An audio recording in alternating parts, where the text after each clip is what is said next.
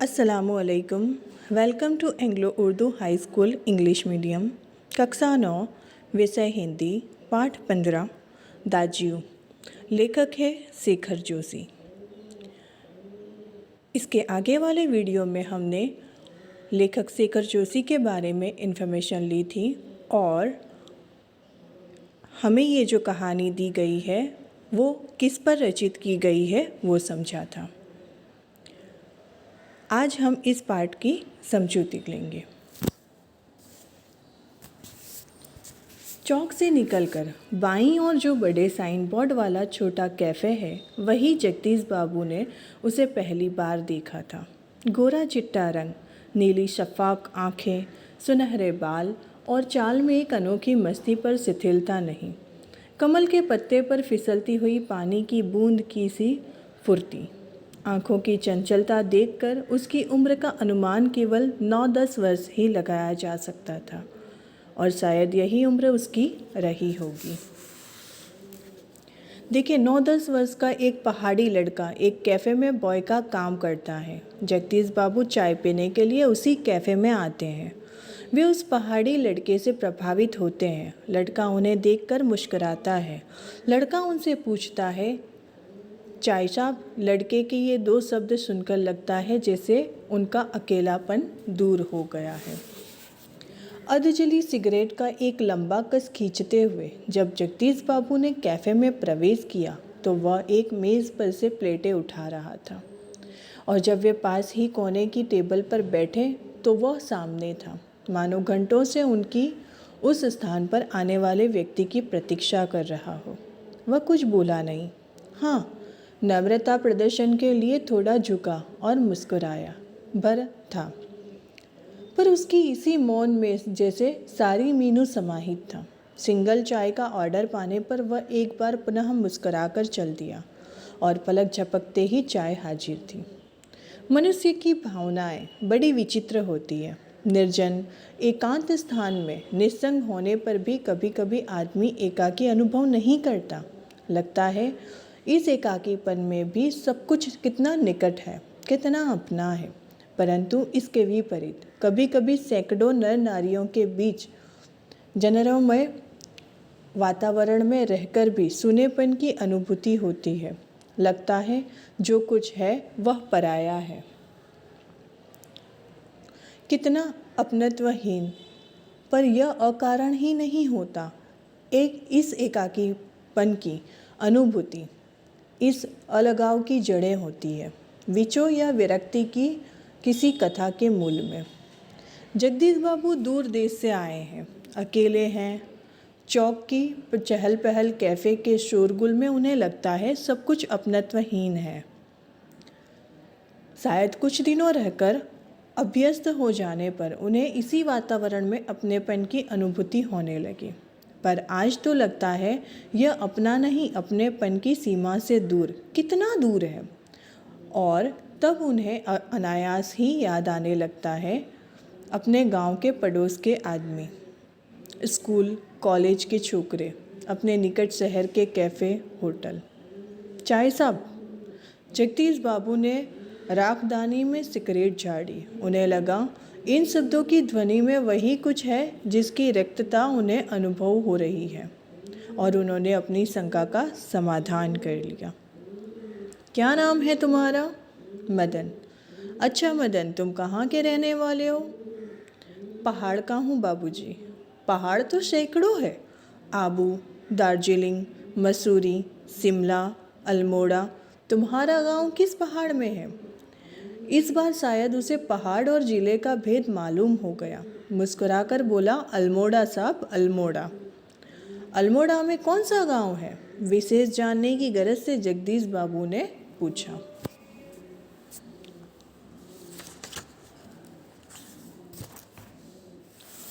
इस प्रश्न ने उसे संकोच में डाल दिया। शायद अपने गांव की निराली संज्ञा के कारण उसे संकोच हुआ था। इस कारण टालता हुआ सा बोला, वह तो दूर है साहब, अल्मोड़ा से 15-20 मील होगा। फिर भी नाम तो कुछ होगा ही, जगदीश बाबू ने जोर देकर पूछा। डोटियालगो। वह सकुचाता हुआ सा बोला। जगदीश बाबू के चेहरे पर पुती हुए एकाकीपन की स्याही दूर हो गई और जब उन्होंने मुस्कुराकर मदन को बताया कि वे भी उसके निकटवर्ती गांव के रहने वाले हैं, तो लगा जैसे प्रसन्नता के कारण अभी मदन के हाथ से ट्रे गिर पड़ेगी। देखिए, जगदीश बाबू और मदन दोनों के बीच जब बातचीत होती है और दोनों जब जानते हैं कि वो एक दूसरे के गांव के करीब के ही हैं, तो मदन इस बात से बहुत खुश हो जाता है। उसके मुंह से शब्द निकलना चाहकर भी न निकल सके। खोया खोया सा वह अपने अतीत को फिर लौट लौट कर देखने का प्रयत्न कर रहा हो। लड़के से बातचीत जब होती है तो वह अपना नाम मदन बताता है, अपने गांव का नाम भी बताता है। यह जानकर जगदीश बाबू बहुत खुश हो जाते हैं और जगदीश बाबू को मालूम पड़ता है कि वह उसके गांव के निकट वाले गांव में ही रहता है। निकट मतलब पड़ोस वाले गांव में ही रहता है।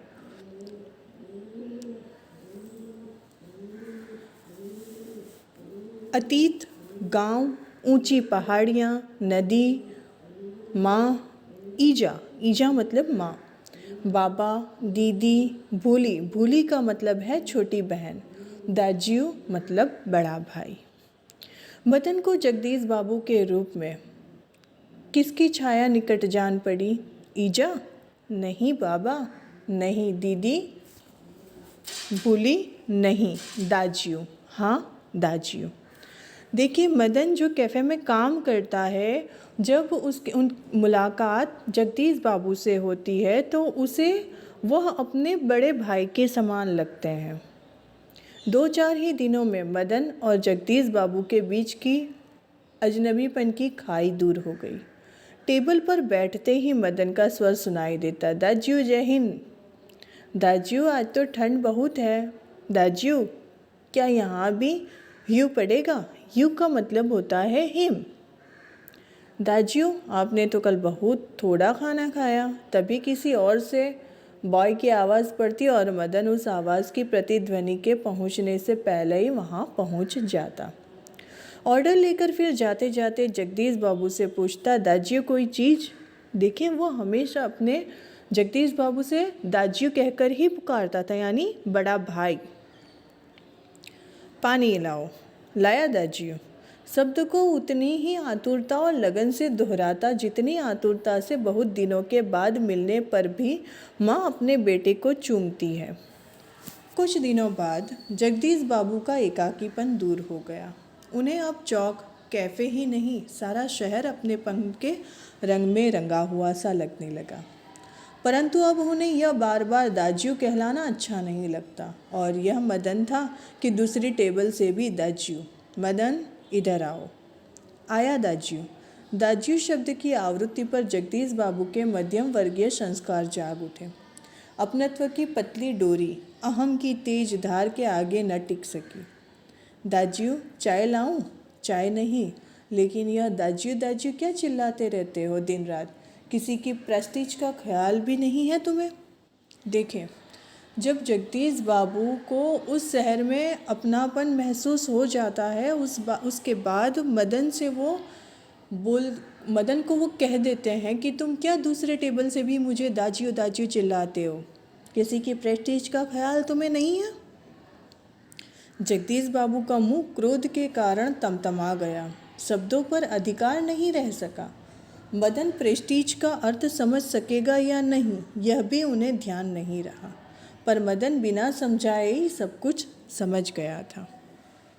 मदन को जगदीश बाबू के व्यवहार से गहरी चोट लगी। मैनेजर से सिरदर्द का बहाना कर वह घुटनों में सर दे कोठरी में सिसकियां भर भर रोता रहा। घर, गांव से दूर ऐसी परिस्थिति में मदन का जगदीश बाबू के प्रति आत्मीयता प्रदर्शन स्वाभाविक ही था। इसी कारण आज प्रवासी जीवन में पहली बार उसे लगा जैसे किसी ने उसे ईजा की गोदी से, बाबा की बाहों के और दीदी के आंचल की छाया से बलपूर्वक खींच लिया हो। ईजा की गोदी से का मतलब होता है माँ की गोद से। परंतु भावुकता स्थायी नहीं हो तो रो लेने पर अंतर ही घुमड़ती वेदना की आँखों की राह बाहर निकाल लेने पर मनुष्य को जो भी निश्चय करता है वे भावुक क्षणों की अपेक्षा अधिक विवेकपूर्ण होते हैं।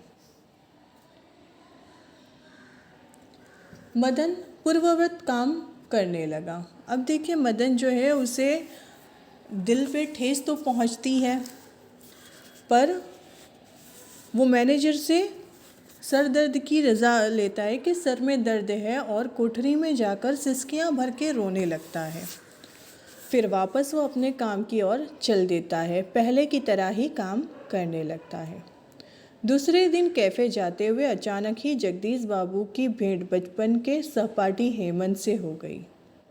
कैफ़े में पहुंचकर जगदीश बाबू ने इशारे से मदन को बुलाया, परंतु उन्हें लगा जैसे वह उनसे दूर दूर रहने का प्रयत्न कर रहा हो। दूसरी बार बुलाने पर भी मदन आया। आज उसके मुंह पर वह मुस्कान न थी और न ही उसने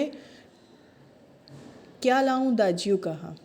स्वयं जगदीश बाबू को ही कहना पड़ा, 2 चाय 2 आमलेट, परंतु तब भी लाया दाजियो कहने की अपेक्षा लाया साहब कहकर वह चल दिया, मानो दोनों अपरिचित हों। देखिए जगदीश बाबू के शब्दों का इतना गहरा उसके दिल पर असर पड़ा कि अब वो उन्हें लाया दाजियो ये शब्द की जगह लाया साहब कहता है, और जब उसे बुलाते हैं तो क्या लाया दाजियो ऐसा नहीं कहता। दोबारा बुलाते हैं जगदीश बाबू तभी जाता है वो। शायद पहाड़ियाँ हैं, हेमंत ने अनुमान लगाकर पूछा। हाँ, रूखा सा उत्तर दे दिया जगदीश बाबू ने और वार्तालाप का विषय ही बदल दिया। मदन चाय ले आया था। क्या नाम है तुम्हारा लड़के? हेमंत ने एहसान चढ़ाने की गरज से पूछा। अब देखें जगदीश बाबू को बचपन का एक मित्र मिल जाता है हेमंत। दोनों जाते हैं कैफ़े में और वहाँ पर मदन से चाय मंगवाते हैं, ऑमलेट मंगवाते हैं। जब वो लेकर आता है तो हेमंत एहसान चढ़ाने की गरज से सिर्फ पूछता है, क्या नाम है तुम्हारा लड़के? कुछ क्षणों के लिए टेबल पर गंभीर मौन छा गया। जगदीश बाबू की आंखें चाय की प्याली पर ही झुकी रह गई। मदन की आंखों के सामने विगत स्मृतियां घूमने लगी। जगदीश बाबू का एक दिन ऐसे ही नाम पूछना, फिर दाजिया आपने तो कल थोड़ा सा ही खाया, और एक दिन किसी की प्रेस्टीज का ख्याल नहीं रहता तुम्हें? जगदीश बाबू ने आंखें उठाकर मदन की ओर देखा। उन्हें लगा जैसे अभी वह ज्वालामुखी सा फूट पड़ेगा। हेमंत ने आग्रह के स्वर में दोहराया, क्या नाम है तुम्हारा? बॉय कहते हैं साहब मुझे, संक्षिप्त सा उत्तर देकर वह मुड़ गया। आवेश में उसका चेहरा लाल होकर और भी अधिक सुंदर हो गया था।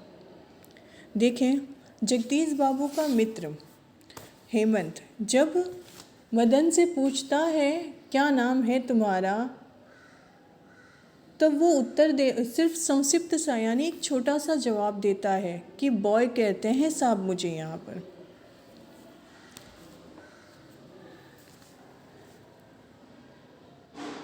मदन को जगदीश बाबू के जो शब्द है वो उसके दिल पर इतनी गहरी छाप छोड़ गए थे कि वह अब सिर्फ पहले जैसा एक शांत सा लड़का बन के रह गया था। स्टूडेंट्स, हमको इस कहानी में यही बताया है कि अपनत्व भरे 2 शब्द अपरिचित व्यक्तियों को निकट ला देते हैं और तिरस्कार भरी वाणी परिचितों को भी अपरिचित बना देती है। हमने देखा कि जब जगदीश बाबू पहले आते हैं कैफ़े में और मदन से मुलाकात करते हैं, उसके गांव के बारे में पूछते हैं, उसके बारे में जानते हैं और उसे बताते हैं कि मैं तुम्हारे निकट यानी कि पड़ोस वाले गांव में रहता हूं, तब दोनों की मुलाकात और बातचीत के दौरान दोनों को अपनत्व का एहसास हो जाता है। पर जब एक दिन जगदीश बाबू उसे यह अल्फाज कह देते हैं कि क्या तुम्हें किसी की प्रेस्टीज का ख्याल नहीं रहता, वो शब्द मदन के दिल को इतनी ठेस पहुंचा जाते हैं कि ये तिरस्कार भरी वाणी जो थी वो दोनों परिचित होते हुए भी उन्हें अपरिचित बना देती है। प्रस्तुत कहानी के बालक मदन और जगदीश बाबू के बीच अपनत्व और तिरस्कार का ऐसा ही विपरीत संबंध बन जाता है, जिसे हम अपना समझने लगते हैं, वही जब दिल तोड़ देता है तो उसकी क्या प्रतिक्रिया होती है, यही दाज्यू कहानी का केंद्र बिंदु बताया है। Thank you for watching. जज़ाकल्लाह।